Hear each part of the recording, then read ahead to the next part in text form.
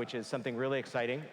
It's known by many names, but it relates to the notion of how entrepreneurs get in front of investors and how investors analyze and work with entrepreneurs. They can be critical, they can be constructively critical, or they can be, I don't know what the easier word is, but eviscerating in what they're going to do. What I'd like to do now, though, is to introduce up onto the stage two seasoned investors that have looked at investments large and small. Please join me on the stage, gentlemen.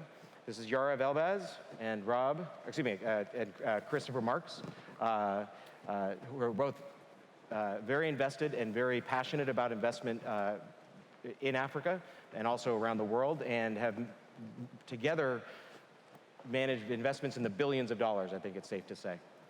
And so in their world, they probably see a lot of potential. They see a lot of different investments that are large and small. Today, we're going to be seeing something that is truly entrepreneurial in style that may or may not be something you see on a regular basis. There's nothing more intimidating for an entrepreneur than to walk into the office of an investor and to have to make a pitch. And given a very small amount of time, given that investors' time arguably is very valuable. The good news is in this discussion that we're just going to have, all of you are also going to be investors. So I'm very excited about this. So this means you have to pay attention because we're going to be introducing you to 3 different inventors with 3 different ideas and products and solutions. Our investors are going to be asking them questions. Okay. And then you'll have a chance to vote. So with that, this is Money Talks.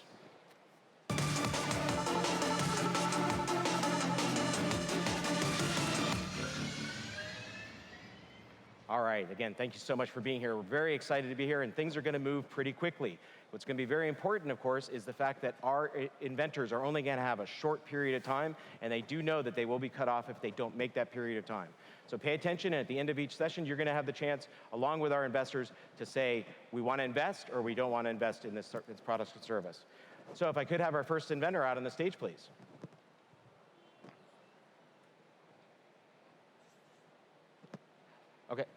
Okay, we got a video first. The first person that's going to be coming out is Abdou Maman with tele-irrigation in Niger. Bonjour, je vais procéder à la démonstration de la télé-irrigation. Je lance un SMS. Okay, so my ignorance is tele-irrigation. I send a text message that will go through the server and actually instruct the little box down there at the bottom of my barrel that will then trigger the system of water irrigation. So, as I said, I just have to transit via the server that manages the data that then triggers the system of the irrigation. So it's going via the satellite phone telephone signals, basically. And you have to imagine that this barrel is actually, normally could be connected to a much larger well. And I will proceed with the switching off of the same device now. So this device has been ordered to stop the irrigation process. And you can do it from wherever you are geographically. So that's quite handy.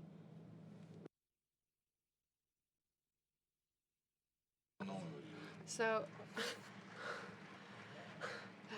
there you go. To convince our 2 investors that this is an incredible thing that should be invested in immediately and to scale. Please go ahead.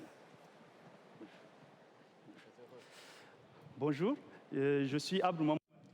Hello, my name is Abdou Maman. I'm the inventor of this tele-irrigation system that was just illustrated to you on the small video clip, and I'm also the director of the company that should be commercializing and distributing this system. So what is it all about? In fact, tele-irrigation is a technological device that would enable the farmers to resort to technologies such as their mobile telephones and also solar energy, as well as their specific spatial distribution depending on their arable and farming lands disposition, obviously, in order to analyze and integrate a number of key indicators about the rate of humidity and to then decide and control remotely how their irrigation system should be managed, basically. So about 87% of the population, in fact, in our country are farmers, but unfortunately, the level and rates of rain waterfalls are quite random and hard to predict. So the droughts cycles are chronic and are predictable. We know that they last usually less than 3 months, and so the whole population has to capitalize basically on those 3 months of waterfalls in order to then irrigate their crops for the rest of the 12 or the 9 other months of the year. So 2/3 of the farmers' time is usually spent in irrigation attempts, whereas in fact there are several different steps that are just as relevant to their business or to their profit making. They should be managing the sales, the marketing aspects also of their crops. And in fact, there's also the problem of access to water, of course, because there are only rivers in very specific and limited regions, and for the rest you have to actually extract it from underground and then drain it to other parts of his land. And so this is a lot of time invested basically for the farmers into makeshift arrangements rather than actually productive and efficient inventions. So I think that is the reason why we should exploit those technological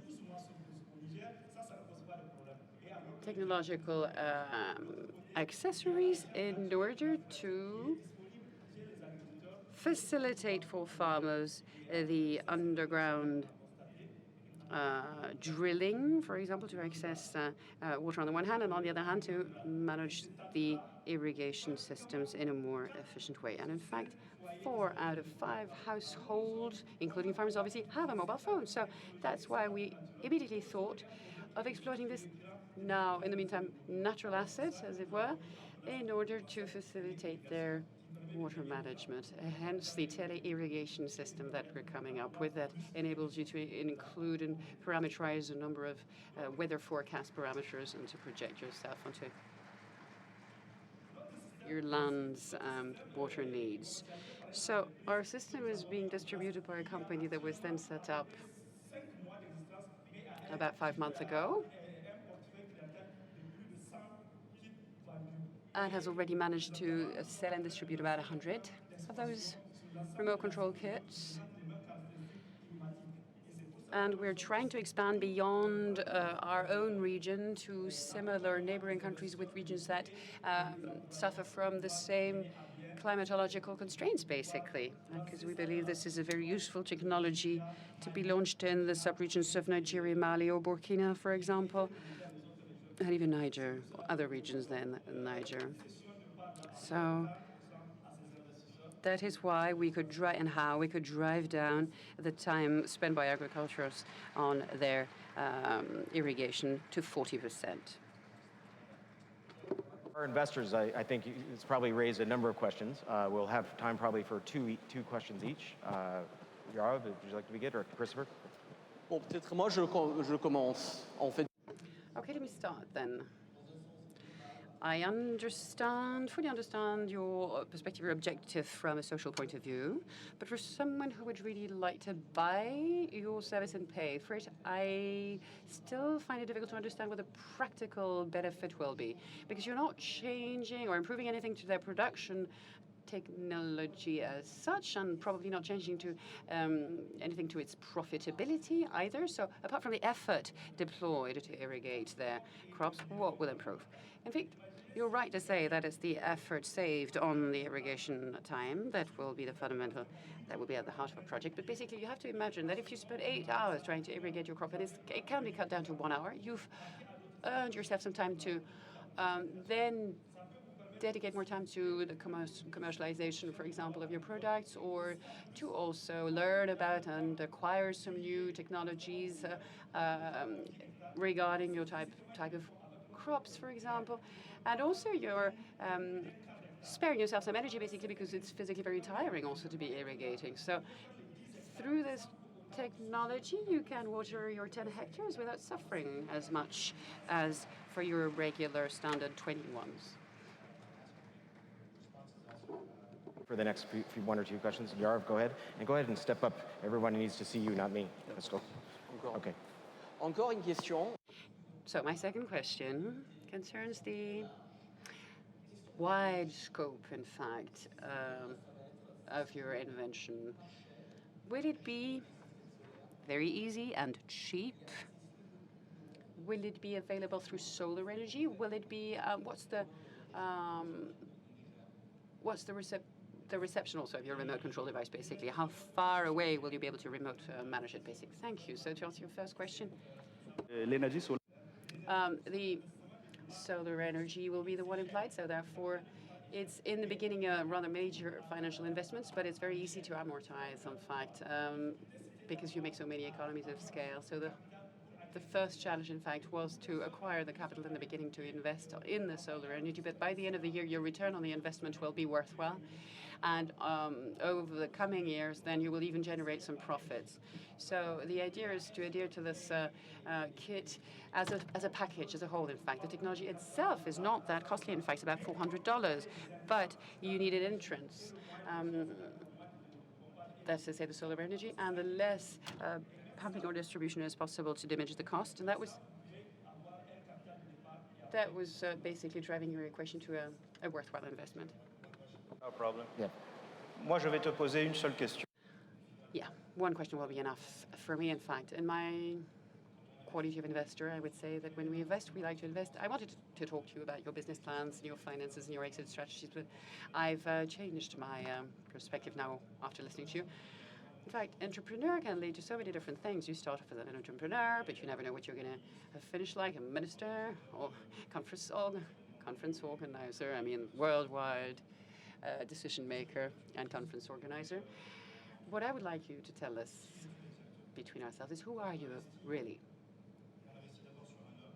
When you invest on someone, you first of all bet on a man, on a team of people.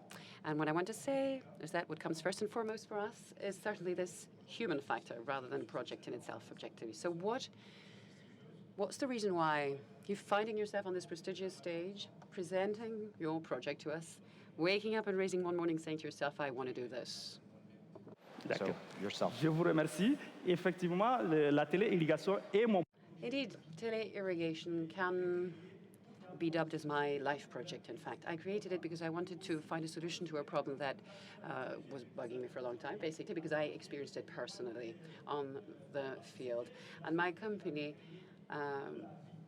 was created as a lifetime project, so I really want to be carrying this project as my own little baby, and I think the users that this project are aimed at is really supposed to serve Africans and through an African project, hopefully.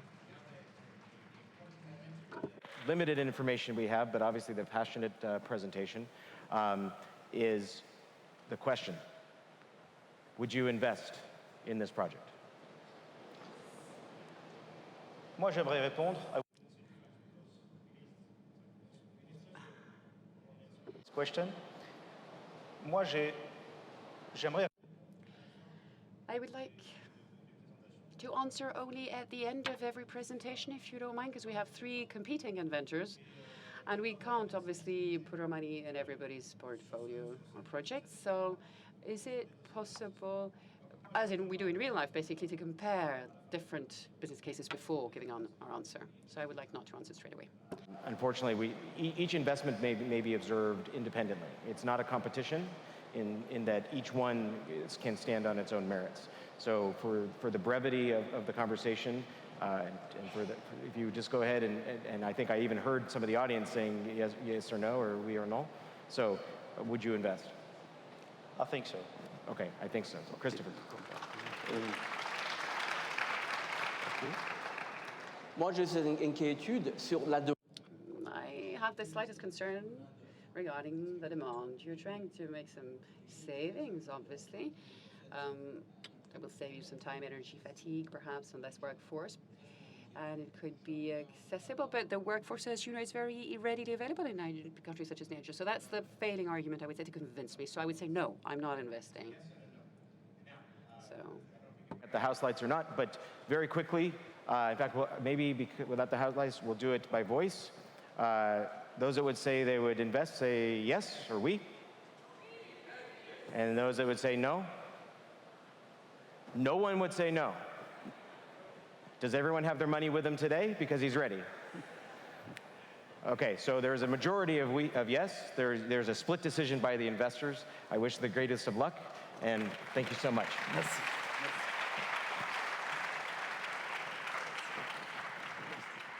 I'd like to invite our next entrepreneurs on the stage, the pair of Anthony Mutua and Nima Simba, who are going to both describe as well as demonstrate their product and service with us today. So nice to meet you and welcome. Pleasure. If you just go to stand in the center and talk through. Hi, everyone. My name is Neema Simba from Mutua Technologies. I'm here to represent Hatua Shoe Mobile Charger. We are seeking $500,000 in exchange for 25% stake in our company. Have you ever been in a situation whereby you need to charge your phone so bad, but you're unable to because your battery has drained? I have. So Hatua Shoe Mobile Charger is a solution to this. With a small crystal chip fitted in its sole, it's able to produce to generate and store electrical energy while you walk. This energy later can be used to charge your mobile phone device or any other small electronic device. An 800-meter walk will allow you to charge your phone fully, and a 4-kilometer walk will allow you to charge 3 phones simultaneously. We are currently outsourced the production of the shoe and the chip, but we currently assemble our product back in Kenya. A shoe currently retails between $40 to $48 because you're still doing small scale due to the, depending on the quality of the shoe, the size, and the gender of the shoe. What problem are we solving? Mobile charging is the most sought after form of energy use in the world. In Kenya only, we have 30 million mobile phone subscribers. 20 million of these do not have access to electricity. In Africa, we have 600 million mobile phone subscribers, and 2 million of these do not have access to electricity. By the end of this year, in the world, we'll have 7.3 billion mobile phone subscribers, and 1.2 billion of these will not have access to electricity. These are our target market. This is the problem we are trying to solve. And anyone else who requires a readily available and a green renewable source of energy to charge their mobile phones. What is our strategy? We are planning to expand, and with that, we are going to have representatives in all our major markets. Currently, we have one in Zimbabwe, Nigeria, Gambia, and still negotiating in one with China and South Africa. With that, we are intending to hit our sales of 100,000 by the end of the first year after we start mass production, and we are projecting 1.2 million by the end of 2018. We are going to use marketing agencies, internet or media, whatever works best for us, so that we may do grassroots campaign and marketing and make sure that we create awareness to everyone that requires this product. Welcome. With the 500,000 that you are going to give us, we are going first to get an international intellectual property right and an African patent, because currently we have lost orders worth $720,000 because we lack the international patent. We are also going to make sure that our assembly plant is fully automated to ensure large-scale production. We are also going to employ professionals like the IT, legal team, marketers, and strategists to enable in the production of the shoe. We are also going to launch our e-commerce website that will be done by the end of July. And also, the money is also going to go in the campaigns and the creation of awareness of our products.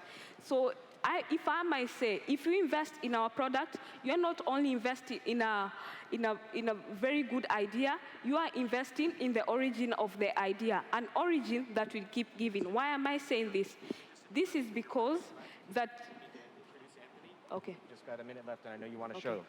This is because we have other improvements, including charging your phone wirelessly using the shoe, and also having just an inner sole instead of the whole shoe. So you are wondering who is walking around. He is the brains behind the work. His name is Anthony Mitua, the CEO and inventor of the product. He's going to show us how the shoes work. You connect it using a USB cable in the shoe. So this is a female and a male one. You connect it there. And these are different ports for different types of phones. He has been working to charge the phone, the shoe. So to show that this thing works and produces light, see, the torch has lit.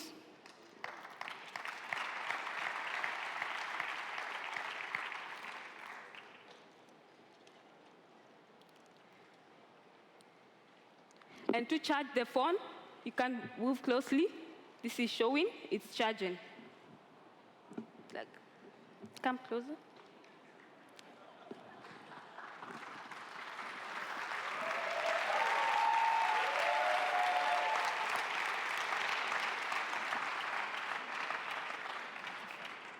It's not.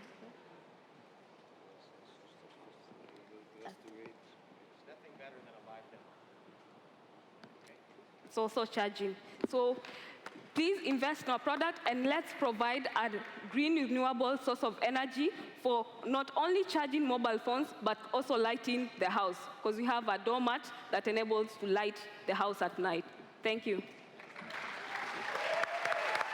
Well done. Good.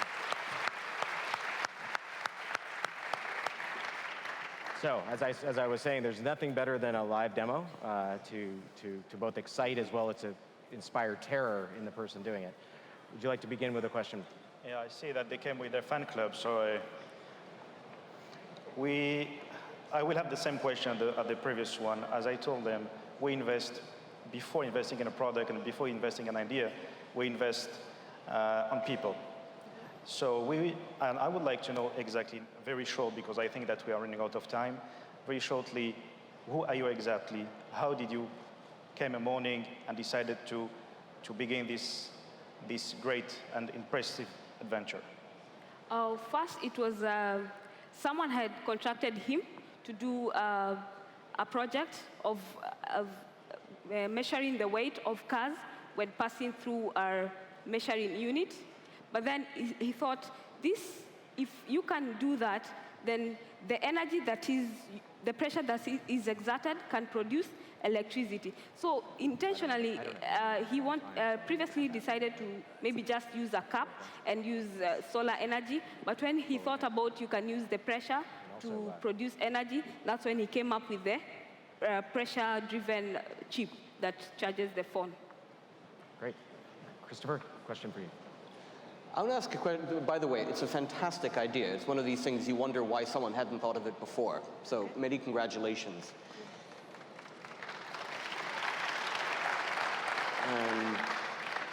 A question about your market, today and tomorrow. Do you think you are best served by a disposable product, which can be used among many different shoes, maybe for middle-class populations, or over time, could you make, let's say, with the producer of a shoe, a power shoe, inexpensive power shoe for a different stratum of the population who only has one or two shoes, and therefore you use the product over time? Sorry, I didn't get you.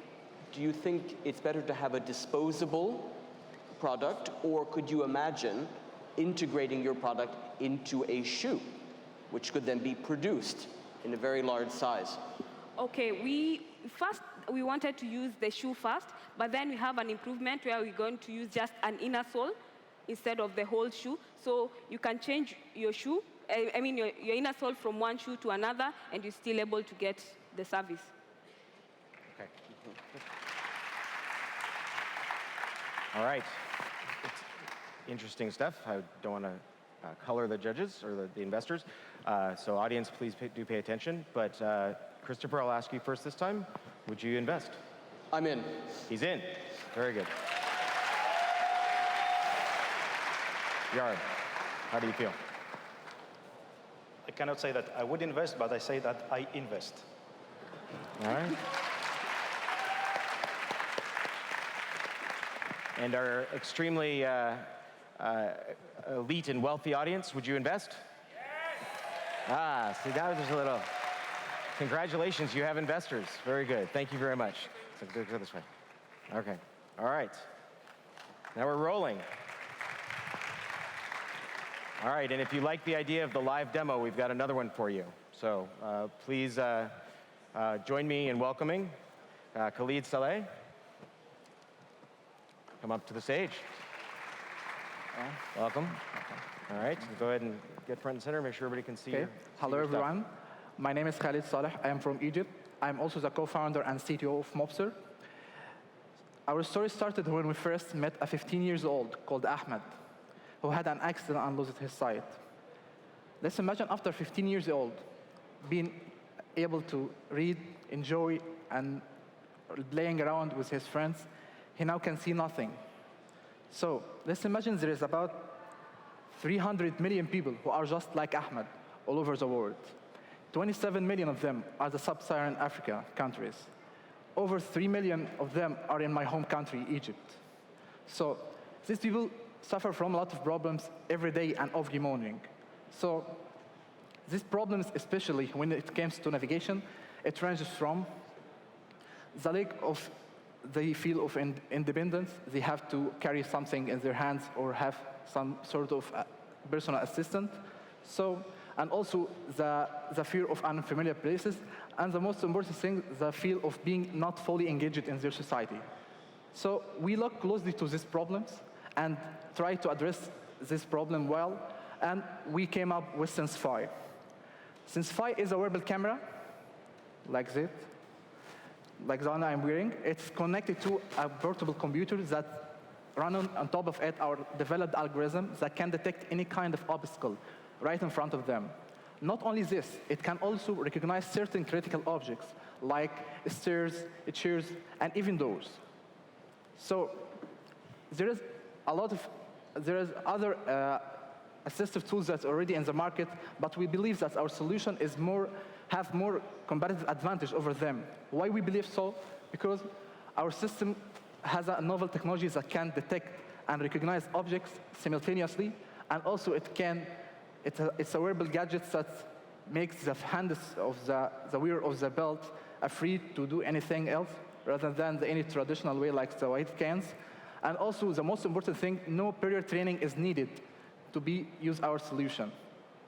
So we have been working on this since October 2013, and we are now in the phase of the pre-manufacturing, and we have sold 5 beta prototypes with 5 blind person in Egypt, and we are trying and testing it with them now.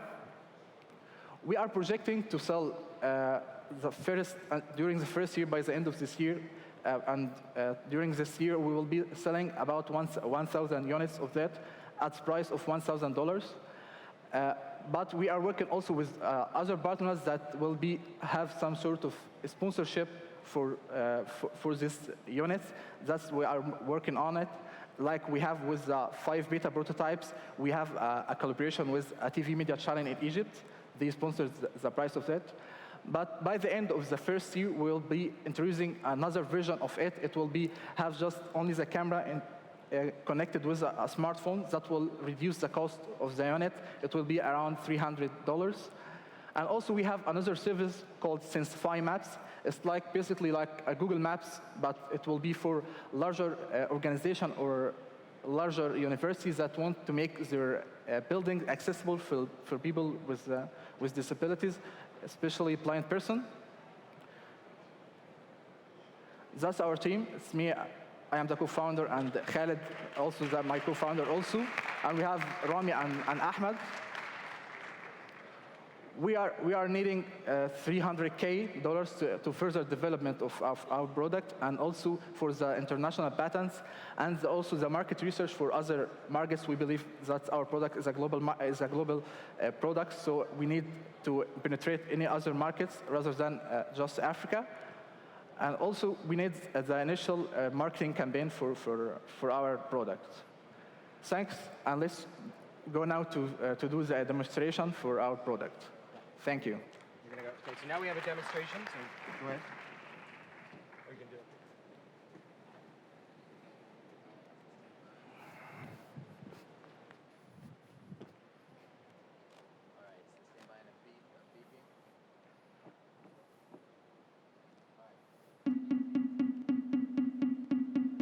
Upstairs.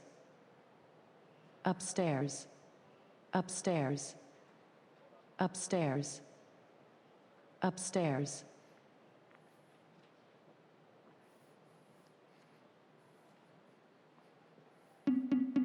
Downstairs.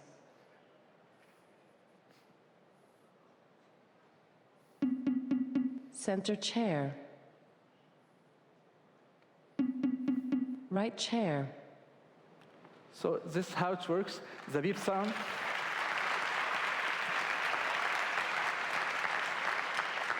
The beep sound starts to work when there is any obstacle about 1 meter away from him, and it stops when there is any other obstacle in front of him.